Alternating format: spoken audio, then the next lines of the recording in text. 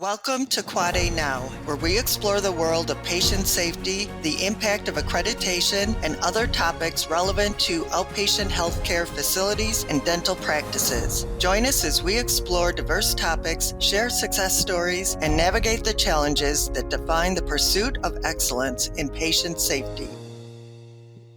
Welcome to the Quad A Now podcast. I'm your host, Tom Terranova, CEO at Quad A. Our guest today, joining us from across the pond, is Dr. David Zargaran, a top plastic surgeon and researcher in London. Currently, he is working as a specialist registrar in plastic surgery at St. Mary's Hospital and a visiting lecturer at the University College Global Business School for Health. Throughout his career, Dr. Zargaran has demonstrated a steadfast commitment to excellence, education, and innovation in healthcare through his numerous studies researching safety in the Botox and injectables market in the United Kingdom and beyond. His research has yielded several papers and has been covered extensively by the British media and government. Welcome, Dr. Zargaran. Thank you for joining us today. Thank you for having me, Tom. Just before we get started, I wonder if you might just briefly give us a summary of sort of your experience and your interest in healthcare and healthcare safety before we dive into your research topic. Yeah, no, absolutely. I think my experience and interest within this field in particular was triggered mainly from my experiences within the clinical setting. As a resident plastic surgery registrar within the United Kingdom, there were many episodes and encounters within the emergency departments where I was faced with patients presenting with complications related to non-surgical aesthetic procedures, typically botulinum toxin administration, dermal fillers, threads. And what I noticed was that over time, a recurring pattern seemed to emerge, whereby whenever I would speak to these patients coming in with complications ranging in severity, I would find that they would often have had their procedure administered by people who typically weren't trained or typically lacked credentials, which I would expect practitioners to have when administering these treatments. So I set about looking into this industry further. I looked up the evidence in terms of who is practicing, how they're practicing, what they're practicing, looking at the regulation, looking at the legislation. And I found that when my journey into this started, very little existed by way of research, by way of robust evidence to really characterize the experience patients have. So this set off a journey for me to try and find out exactly what patients are experiencing. And I think it all started, and I'm sure we'll go into this in more detail, but it all started with trying to start by understanding how risky the procedures are. And the first place we started was looking at botulinum toxin. And from that, we took a very academic approach to this. We looked at performing a meta-analysis and a systematic review, which found that botulinum toxin used in the glabellar region has a complication profile for aesthetic indications of about 16%. This then was taken further to look at whether this expected complication profile was something which the UK government could capture. And from this, within the United Kingdom, all complications are supposed to be reported to a body called the MHRA, which is the Medicines and Health Regulatory Agency. Within the UK, there are certain instruments called FOI requests, which are Freedom of Information Act requests. And these Freedom of Information Act requests enable us to get information about what complications are reported to government bodies. So we submitted this request, and we found that over a 30-year period, only 188 complications were reported to the MHRA. This meant that, or this very strongly suggested, a significant underreporting of complications to the MHRA. As such, we then wanted to expand this further, trying to understand exactly who was practicing, how they were practicing, the complications which patients were experiencing, and putting all this together, figure out what the best way forward for the industry was. And I think that's where our sort of collaboration emerged. Great. So it's interesting. I mean, if I'm taking a step back before we get really into the interesting parts of your research, because I think there's a lot of outstanding information and learnings that you've uncovered sort of throughout a rigorous academic approach. It sounds to me very much like, as setting the stage, that all of this came about for you from sort of a eureka moment, an aha discovery in your practice, where you didn't set out initially to sort of change medicine in this way, or to sort of lead medicine in a certain way. It was really just more from your daily practice and sort of being sort of, faced with a phenomenon that was sort of regularly occurring. Would that be accurate, that you didn't set out on this path, the path was sort of laid before you? I think it's a very fair characterization. I think actually it was really my day-to-day experiences on the ground, facing patients who present to the emergency departments with these complications. And it became so frequent that I thought there must be some evidence, there must be someone who did this already. Right. But what I found, that very little information within this existed, which is exactly why this then emerged into an area which further snowballed. That's really interesting. So I think the other part that's would be important for listeners to understand is, these sort of, again, before we get really deep into the details of the study and what you found, this is an emerging sort of practice and emerging business model, really, to my knowledge, all over the world. I mean, obviously these treatments have existed for a long time, but the way they're being provided and the business model they're being provided right now is sort of evolving rather rapidly, and it's not a UK phenomenon. So I think it would be helpful for people who are listening who are not in the United Kingdom, in order to sort of realize or to think about how much this might relate to them, whether they're a practitioner or a patient. Would you be able to kind of talk a little bit about the state of the industry in the United Kingdom, so that, again, a listener might think, well, that's very similar to Arizona or California or my country, and in UAE or wherever I may happen to be as a patient. So what is the state of the industry in sort of these fillers and injectables and the non-surgical aesthetics marketplace? I think absolutely, as you said, this industry has proliferated over the past decade. We have seen an increase in both the availability of the products, the availability of practitioners who are prepared to do it and advertise themselves as doing it. But we've also seen, as you mentioned, beyond just the availability of the actual practitioners and providers, we have seen a series of line extensions.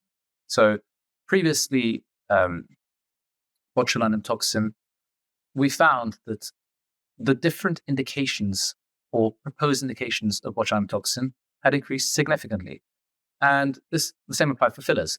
And practitioners then started applying their own interpretation of how they could enhance someone's facial aesthetics. I say facial aesthetics, but actually it's not just the face. There are many other parts of the body where people are now administering dermal filler to, for example, the hands or the buttocks, or some providers also do it to the breasts. And part of the challenge with this is, because of how quickly we're seeing the change in practice, regulation and legislation has not been able to keep up with this, which has meant that it has, in essence, been a victim of its own success. The success in the fact that it offers a potential solution to patients who previously weren't able to access this care because of the lack of availability. However, because of the lack of regulation, this also poses a challenge to patients in the fact that they may be getting someone who's inexperienced, inadequately trained, or not safe to administer the treatment. And I think that's really where all this stems from. And as you mentioned, this is not just a problem confined to the UK. This is a worldwide problem.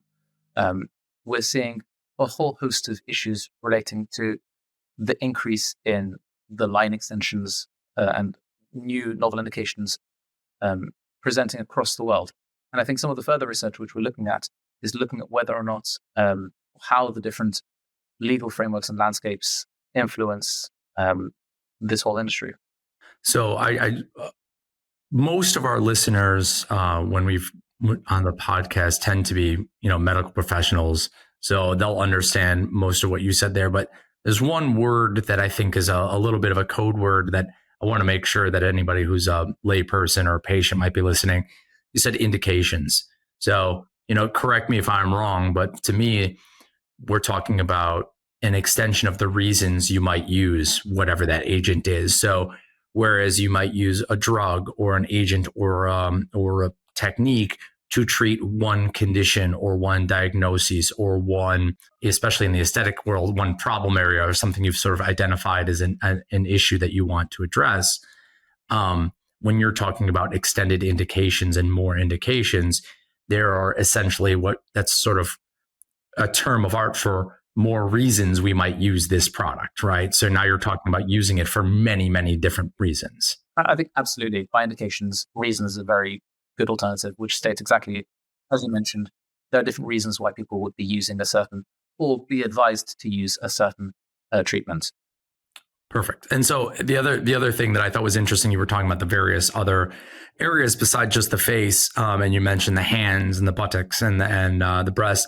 And I've been on some calls lately where I've learned a lot. It's been a very educational few months for me, and I've been on some calls lately where there's a lot of discussion of Botox and other injectables being used on sort of both male and female intimate regions and sort of sexual organs. So whether that be for vaginal rejuvenation or male enhancement, there's a lot of use of these products in many regions of the body that I think most people would not necessarily have assumed they're being used. So I just thought that was interesting when you talk about it's not just facial, it really is kind of everywhere. Yeah, and I think that speaks to the challenge really, which we're saying. Unfortunately, a lot of the practice is what's deemed off license in the fact that they're being used for areas which they weren't previously licensed to be used for. And with that essentially speaks to the lack of testing of a particular area. The data we have, whilst helpful, isn't ubiquitous to all parts of the body. Sure. And naturally, different parts of the body may potentially present different challenges, different anatomical areas, different profiles in terms of how each of the medication works, medication or non-medication. And I think it's really important that the evidence is there so that we can make a safe and informed decision for the patients undergoing these procedures. Because as you mentioned, the number of new reasons for people to have these treatments is all well and good as long as it's safe for them to have that. And that's really the key of all the research. Sure. The underlying premise is this safe, and how can we optimize safety? So I think the other foundational question, at least in my mind, as sort of a lay person who's adjacent to healthcare for the last 15 plus years, is the risk profile, and especially in aesthetics, even in the surgical world of aesthetics, I think patients perhaps again a victim of the success of the industry and of the practice itself.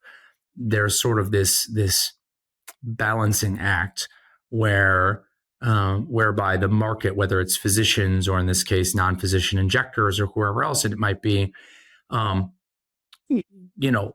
is touting their safety and is touting the effectiveness of the procedure. And so you want to allow that to proliferate, to make sure that patients have access to this care and to show them how safe it is. But to some extent, I think the risks become underappreciated and almost assumed to be nil. So I'm wondering if you might be able to expand with specificity to sort of the injectables market. What really are the risks? Because I think very often patients think, well, this is, and I've even heard practitioners talk about it, you can't really mess this up. There's really no way you can hurt a patient. And I've seen cases, and I know you have, where you really can do some damage if you do this wrong. So I wonder if you'd expand upon that. Of course, yeah. And I think really what this speaks to is informed consent. Before any patient can undergo a procedure, one of the mandated elements of it is consent. And can you consent in an informed manner without being fully aware of the risks? Now, speaking to the risks specifically, it ultimately depends on what is used and where it's being used. I can speak to some of the experiences which I've had in terms of the patients I've seen attend the emergency departments with complications. And both from the research and from my own anecdotal experience, the evidence states that whilst many patients can experience minor and transient complications, some patients can have significant life-changing, debilitating complications. For example, the use of dermal filler has the potential risk of, if it's placed in an incorrect manner, blocking blood vessels. And the blockage of blood vessels can have significant downstream risks. Notably, this can lead to blindness. It could also lead to areas of the skin dying off, and that's what we call necrosis. And having this, particularly on the face, particularly in areas which can cause significant harm to patients, is one of the key challenges. Really, what it speaks to is how safe is it to have practitioners with little training, little experience, and little understanding of the risks. And it's not just explaining the risks to patients, it's picking up the risks when patients have problems and highlighting how to get these resolved. Because in many cases, when picked up early, the complications can be reversed. In some cases, they can't.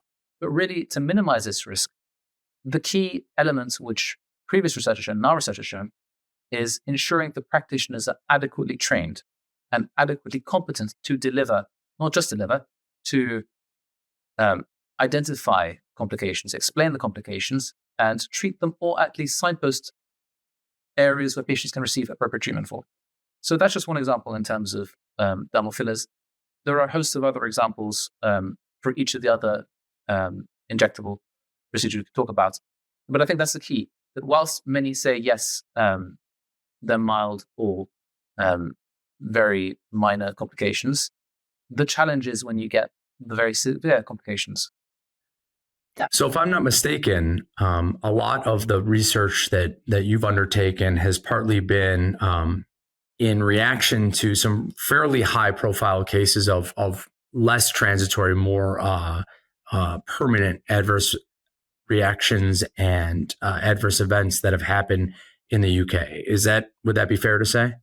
That's absolutely correct. And the media has for many years been presenting anecdotal evidence in patients experiencing significant debilitating complications.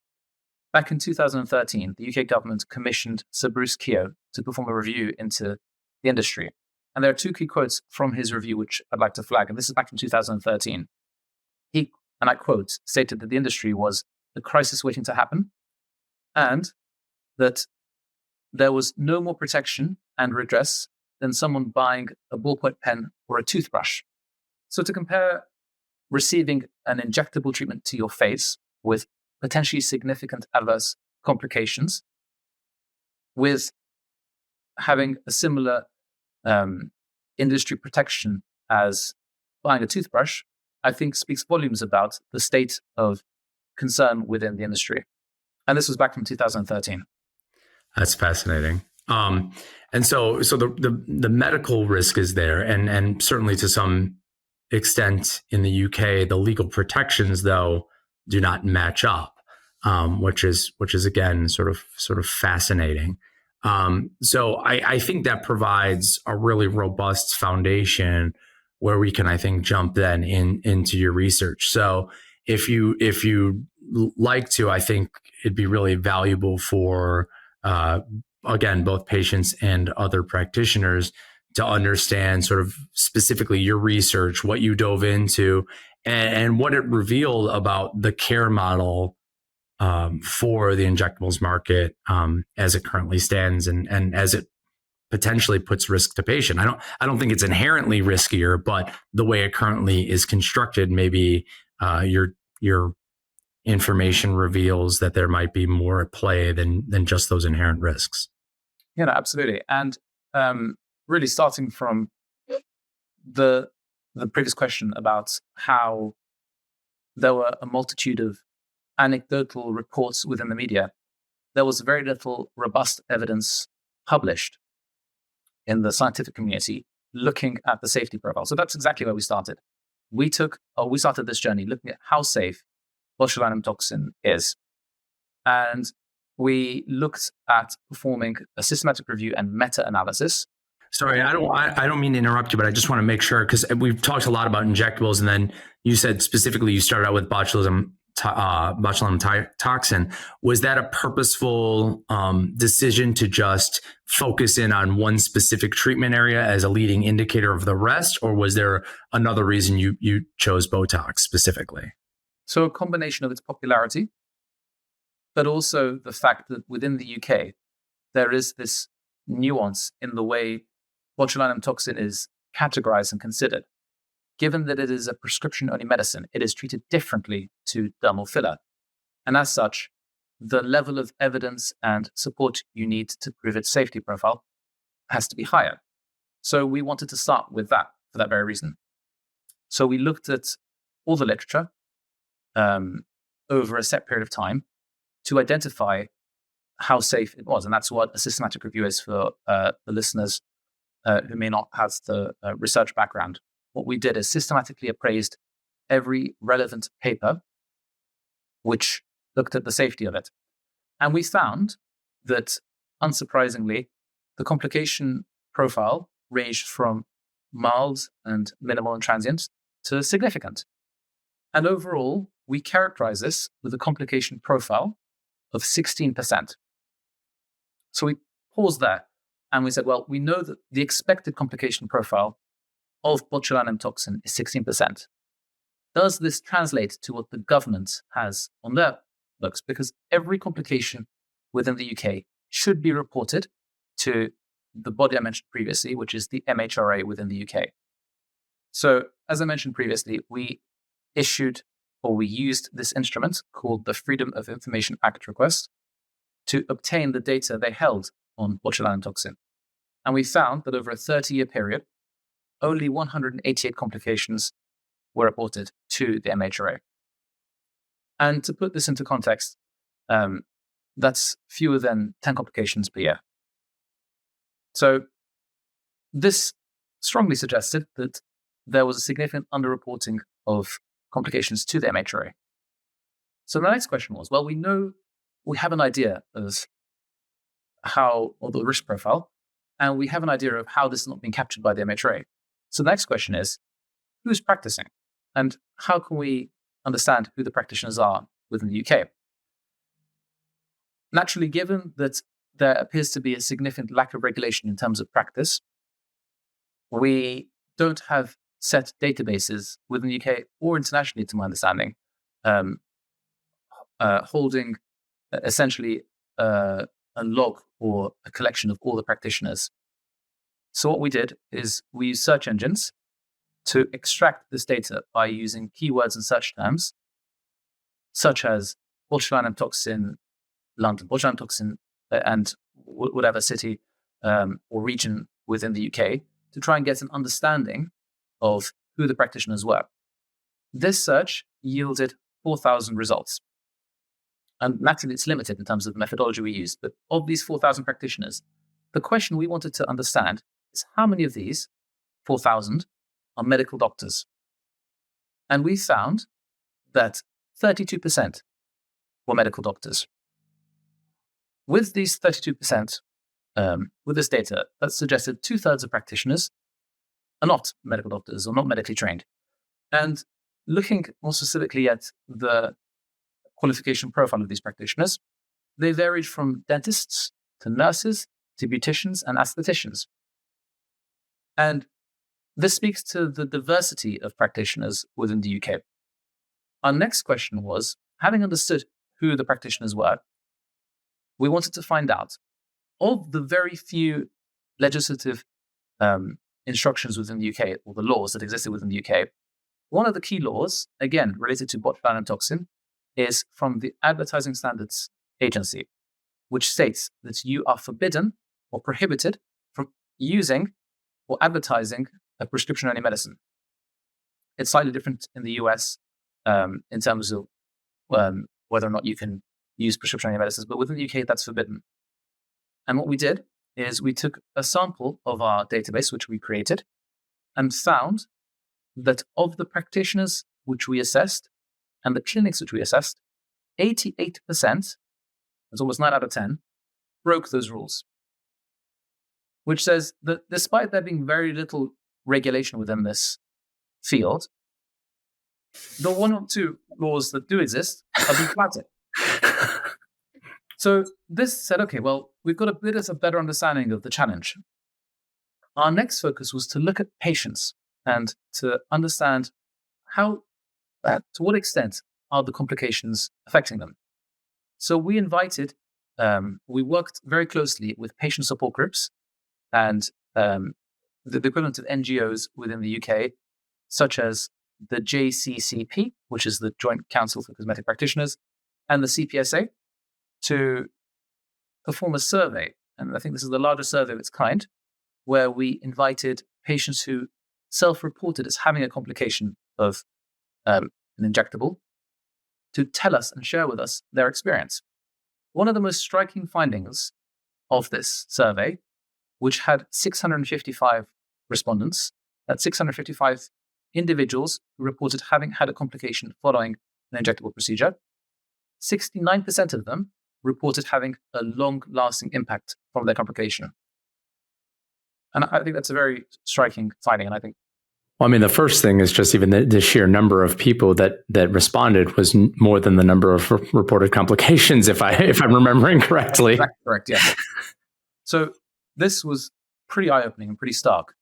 And we delved into their experience. We delved into whether they were given appropriate signposting of practice, where they had their practice and where they had their procedure administered. That was also a pretty stark finding, and the fact that many patients didn't actually have their procedure administered within a clinic. Many of them had it at home. Some people reported having it in a kitchen, and these aren't clean areas, naturally. So we then set about working out, well, we have an idea of the scale of the issue. We have an idea of the challenges we're facing. How can we optimize this? How can we align this with our fundamental goal of improving patient safety? And I think that's where we work together in trying to perform a Delphi study, when we invited experts, patient safety advocates, a whole host of individuals to suggest how to improve the industry, how to make this safer for patients, because that was the fundamental goal of all this research. And of our Delphi study, we found 38 suggestions which emerged. And of those 38 suggestions, 5 key areas really emerged of those 38. And these related to issues relating to the patient, the practitioner, the product, the promotion, and also the place of practice.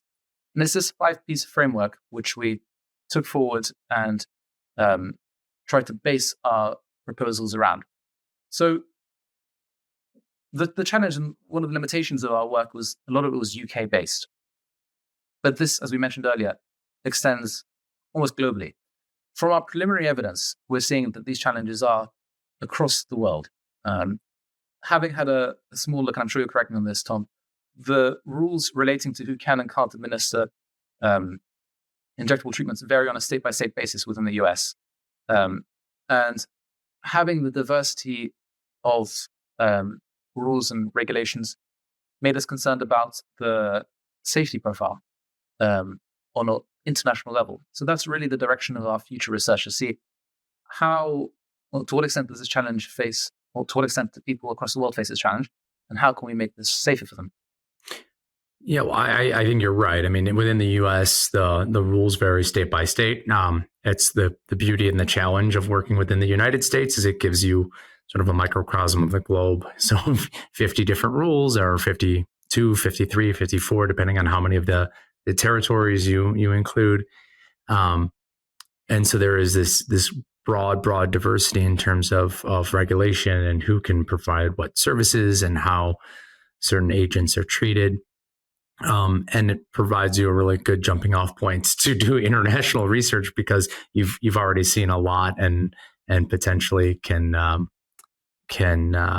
correlate what you find in one or two of the states with what you might find in another country, which might be different from the neighboring state, and similarly it might be different in the neighboring country. So I do think that is interesting. The other thing that I found fascinating with your research was the place within the 5P framework, the place being so important because, as you mentioned, we've all heard, I think, of stories of parties or, sort of in-home care.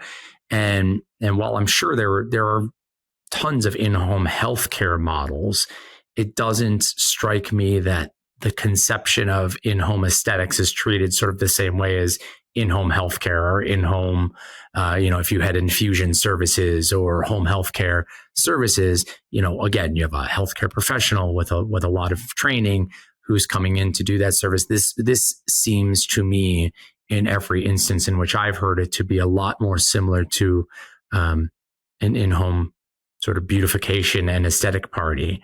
And so we treat it a lot more like makeup and hair and nails and things like that.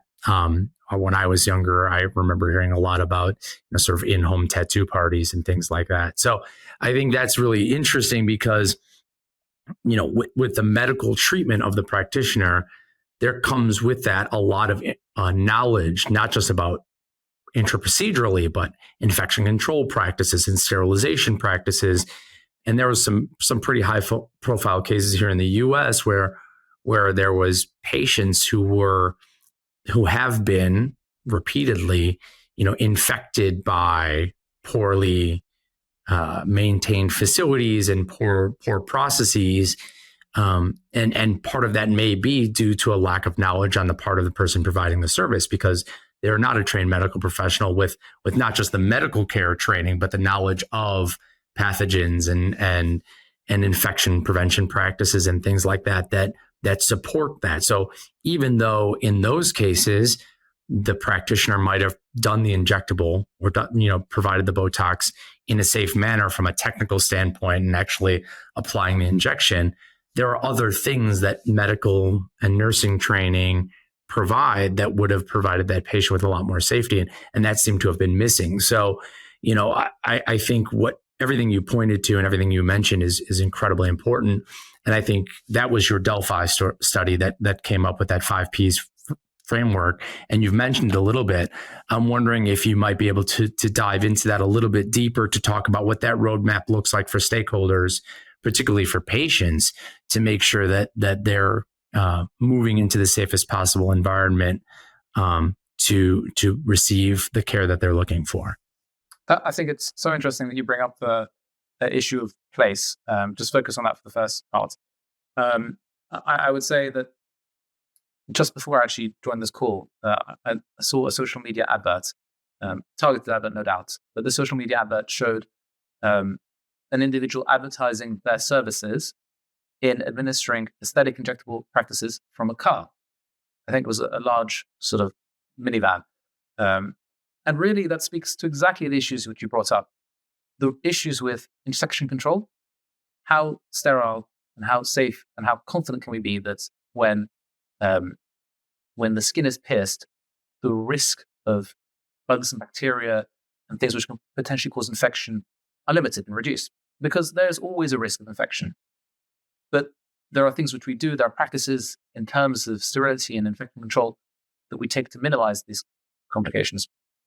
The second thing which you flagged was around supply chain management. And particularly for things such as botulinum toxin, there are issues related to storage. And how confident can we be that the product is stored in accordance with the manufacturer guidelines? Because the problem and the challenge is when you deviate from manufacturer guidelines, any issues or complications which arise from that really haven't been researched. And if they have, there's a reason why manufacturers have advised that they're kept at a particular temperature or in a particular manner. And really, every time which we hear or speak to patients relating or report they had it in the kitchen or in the back of a van now, I think the challenges which they experience are really, I think, put under the microscope to see exactly how concerning it is for us. I think in terms of the next steps and the 5Ps framework, really the reason we did this is because whilst it's all well and good understanding the extent of the problem, which is what we did in our preliminary research, our next steps are to try and find a way of making the industry safer for patients. And that's why there are a whole host of different suggestions which you can make. We can all make, really, by having a discussion about how to make this safer. For example, not have it in the back of a car or in a kitchen. But I think from our Delphi study, we found 38 suggestions. But even then, one of the challenges with the KEO report from 2013, which was commissioned by the UK government, was that there were many suggestions. Having many suggestions is great, but the reason why we came up with a framework is to help individuals when they think about things to frame and contextualize each element of the suggestion, really having a focus first and foremost on the patient. How can we optimize this for the patient and the practitioner? And in terms of that, we mean, are they safe and competent to both administer the intervention, but also look after the patient when things go wrong? Because invariably in medicine, complications happen. And it's our duty as practitioners to inform patients of the risk, but also to identify when complications go wrong and either treat it ourselves or flag up to someone else who is able to treat it on our behalf. But beyond the actual competence and qualifications of the practitioner, there's also how frequently they're doing it. How well trained are they? There are a whole host of different elements which need to be considered, which is why the P for practitioner is important to consider as well. The product. Now, we discuss botulinum toxin, we discuss dermal fillers. The problem is, and as we mentioned, across the world, there are different state, countrywide rules to each element of this. Within the UK, one of the challenges which we've seen, and I'm not sure whether this is something you've seen in America, Tom, you'd probably be able to inform me better on this, is the increase in counterfeit products entering the markets, those which lack the appropriate supply chains, processes. And really, that's an important thing to flag in terms of the product being administered. That's why we've added in the third element of P, being product. Place, we discussed already. And finally, promotion. And again, I guess they'll probably be different with the US and internationally, but within the UK, given that the rules do exist relating to the promotion of aesthetic injectables, specifically botulinum toxin, then some consideration needs to be given into the fact that our data should suggest 88% of practitioners are flouting these rules. So it's across these 5 Ps that we think are quite helpful to frame our thinking and helpful to guide any further discussion about how best to optimize patient safety, because that's the fundamental core of our research. It's really interesting when you touch on the various parts of this framework, because obviously, it's obvious, but I think often assumed that those things are relatively well regulated and guaranteed, and even in a fairly structured and well regulated environment like the United Kingdom, it seems that there is still a dearth of sort of targeted regulation and legislation for this particular service. I think it's so new and evolving so quickly, as you said, that the law cannot keep up. And I was reminded while we were talking about sort of the place and the procedures and the way in which the product is used in the supply chain and the management. I was reminded, and I sort of quickly looked up that, just earlier this year, throughout the United States, there was reports of 3 women who were infected with HIV just undergoing sort of a PRP facial. So again, this isn't even new products or strictly regulated products or prescription only medications. This is just sort of the service and the lack of infection preparedness that the facility had this incredibly negative impact on the patients, which I think is incredibly powerful. But again, it speaks to that sort of lack of a framework around every one of these spas and clinics in places that we would often assume to be highly regulated, like the United States and the United Kingdom.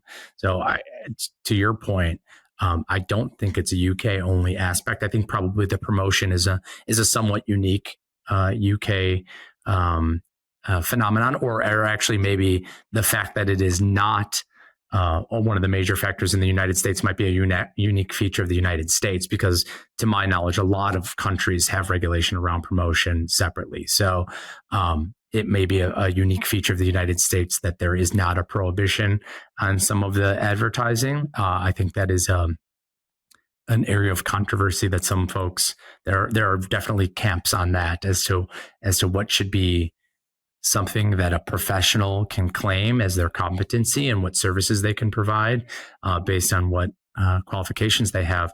But by no means do I think the United Kingdom, from my experience, is unique in saying that you cannot advertise certain services or certain drugs.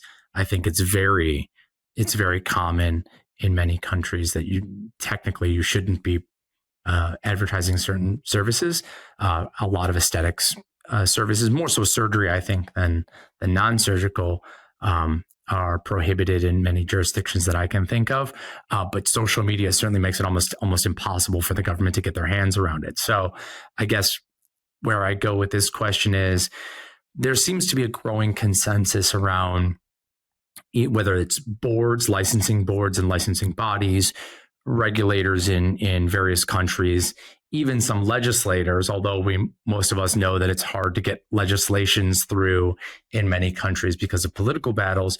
But in all these various sort of oversight arenas, it seems to be that there's a growing consensus that some sort of regulation needs to be put in place to safeguard patients who may be assuming safety and existing regulation that isn't there yet. What specific areas do you think need immediate attention from those oversight bodies, from those regulators, to have an impact on the industry that doesn't stifle the industry but protects patients? And what sort of near-term impact do you think those sort of suggestions would be able to have? So I think it's very interesting you bring up the issue around regulators. In terms of the areas which I feel regulators should focus on, I think there are two key areas which they should focus on. And these areas specifically are the practitioner competence. Now, in terms of who practices, there needs to be some agreed process with which the qualifications of the practitioner meet the requirements of the procedure.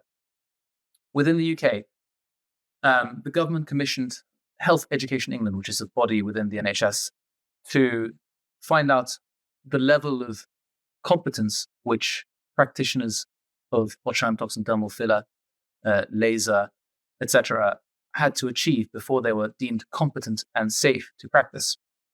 And HEE, in their report, I believe it was about 2014, 2015, found that for each of these procedures which I mentioned, the practitioner had to have achieved what's called level 7 accreditation.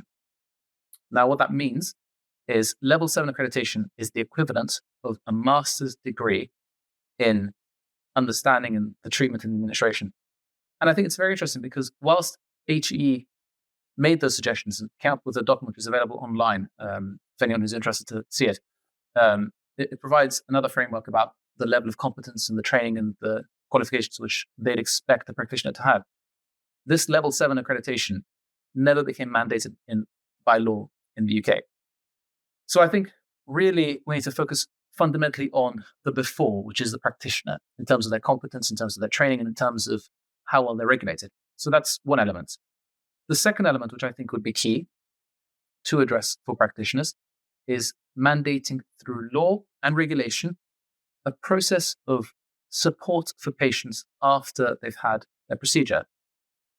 Many patients which I've seen in the emergency departments have told me that the practitioner has blocked their number, removed them from social media channels, and been uncontactable when things go wrong. And I think that's really key.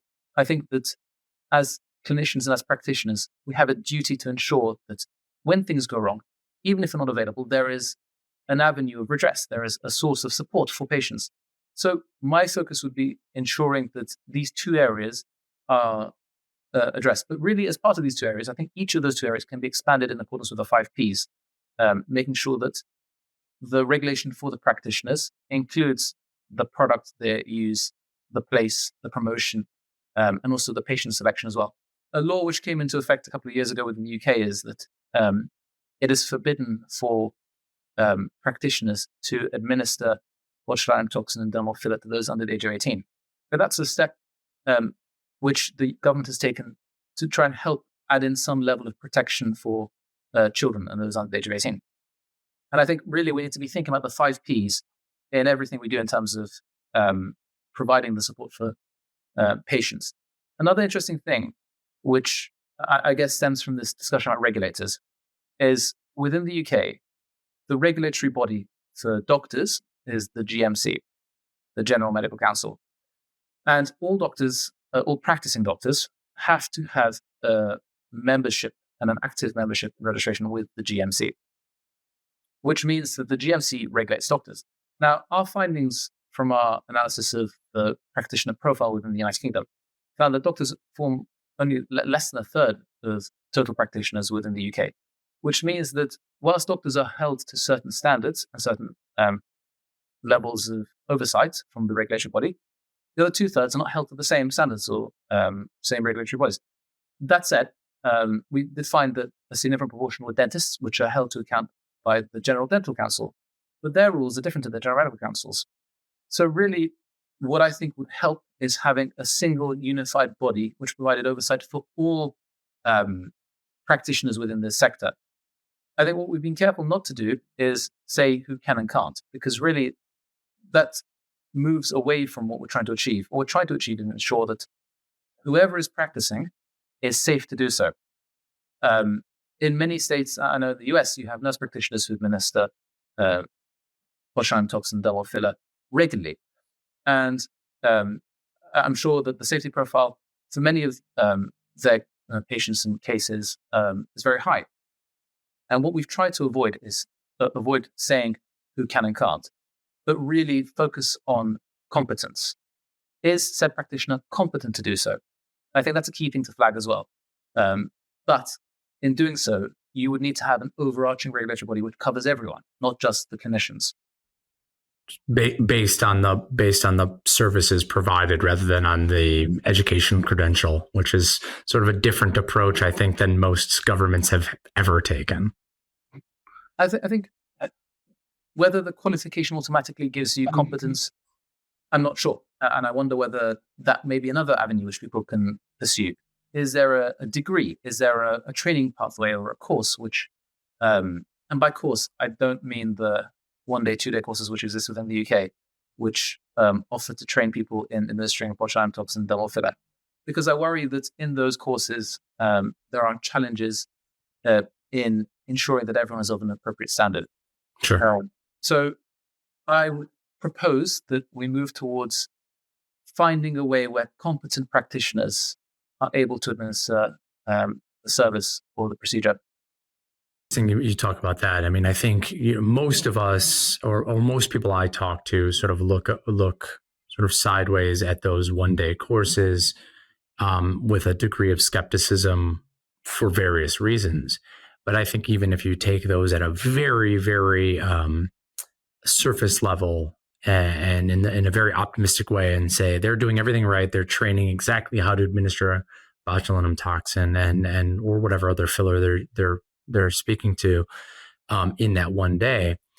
If the person who's learning about it doesn't have the other baseline information and knowledge about human anatomy or physiology or infection prevention and all of these other things we've discussed, there's still a lack of foundational knowledge and competency upon which you're sort of building, right? So you're building on sand instead of solid foundation, it seems, without some sort of other indicators and attributes of competency, which is, I think, where you're sort of what you're leaning on, right? The degree may be less important than these 5 or 6 attributes of competency and knowledge. Absolutely. I think that it is more than just attending a course, a 1-day course, learning about how to inject or where to inject. I think, as you mentioned, it's essential that the foundations upon which the training is built upon is strong. And that includes all the elements of patient safety, infection control, handling, all the elements which we take for granted in certain professions are are addressed. And the question then becomes, well, what pre-existing qualification would you consider suitable for these practitioners? And I think really that becomes a conversation to be had across the different specialties, across all the people who look after the patients when things may not go to plan. And having that agreement across the different groups, I think will be key in terms of determining the future of who, how, and what is practiced. And so, you mentioned that the regulators are sort of moving in this direction, and they're also focusing on the place. Obviously, that's what Quad A does, where we actually have a program sort of in development to address whether you call it med spa or non-surgical aesthetics or injectables, or in some areas just clinics, right? In some areas, what is a day surgery is very different than a clinic, and the clinics may be providing these types of services for aesthetic reasons or other injectable reasons. But a lot of the principles are the same. And I think you've indicated to me that before that the UK government is actually looking at what their appetite is for looking into the place and regulating the place, whether it's licensing or accreditation separately, and kind of what that challenge looks like with the sheer number of locations that are providing this type of care. I think that's absolutely right. UK government last year had a public consultation looking at regulating this industry. And from the preliminary discussions and my understanding of where the conversation is going, it looks like a licensing scheme is set to be introduced in the UK, focusing on two things: focusing on the practitioner and their qualifications and how that looks, but also the second element of it would be the place. And it's interesting that Quad A provides that as part of its fundamental services, really, in ensuring that the places match the requirements. Within the UK, there is another regulatory body called the CQC, which previously was responsible for ensuring that a clinic meets the required standards to deliver certain levels of care. And that varied according to the type of care which was being administered in said location. One question which was raised and flagged as part of the consultation was whether the CQC would have a role in regulating this, and what standards would be important. And I guess this is something which feeds into what they do. Yeah, I think it does. I mean, I know here in the U.S., the rules, it works a little bit differently. At least it traditionally has in the past.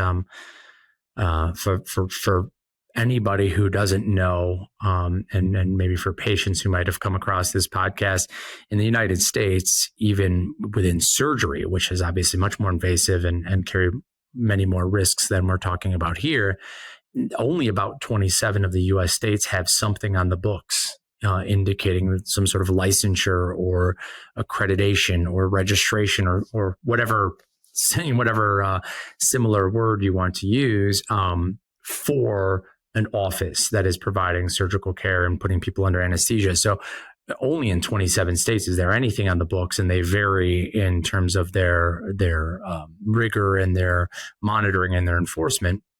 And in most cases in the U.S., the departments of medicine and the departments of or dentistry or the public health agencies don't have the capacity to conduct those surveys. So in many cases, those states rely on Quad A, a nonprofit organization, to do the accreditation and do the inspection on behalf of basically patient safety for the purposes of kind of keeping these facilities open. So they'll say, for example, in order to provide sedation or higher levels of anesthetics, this facility will need to be accredited, and then it's upon the facility's burden to get accredited and then maintain compliance with the accreditation standards.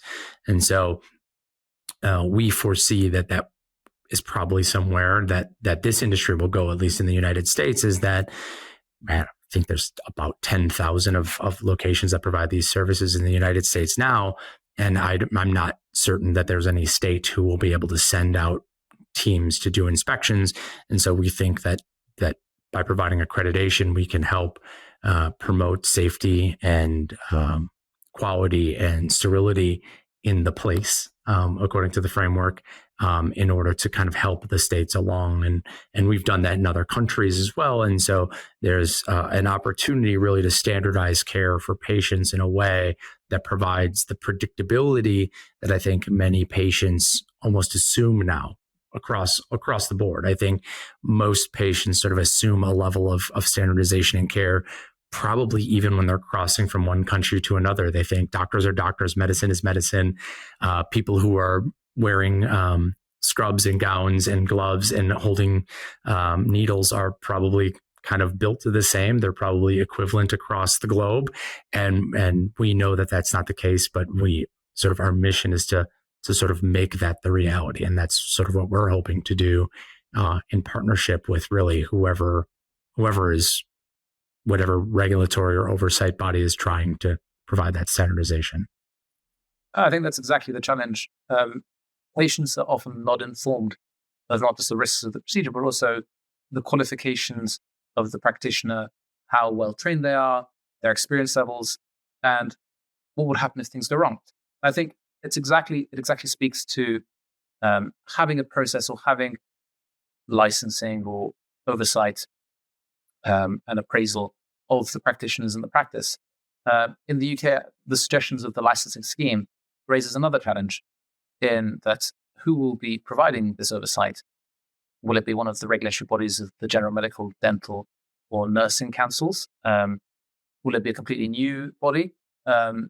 These are all issues which have arisen from the discussions around how best to optimize patient safety. And I think in the US, it sounds like it's a very similar issue in terms of who will be providing that regulation. The fact that Quad A offers this is very interesting.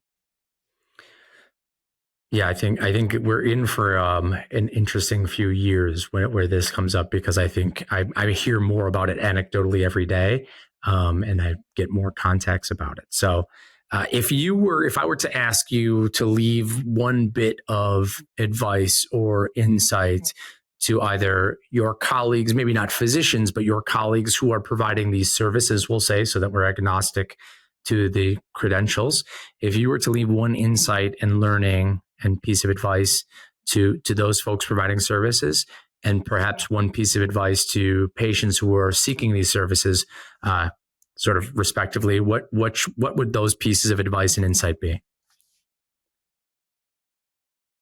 I think for patients, the advice I would provide would be do your research. Take the time to find out exactly who is administering the procedure, how they're doing it, where they're doing it, how they're advertising.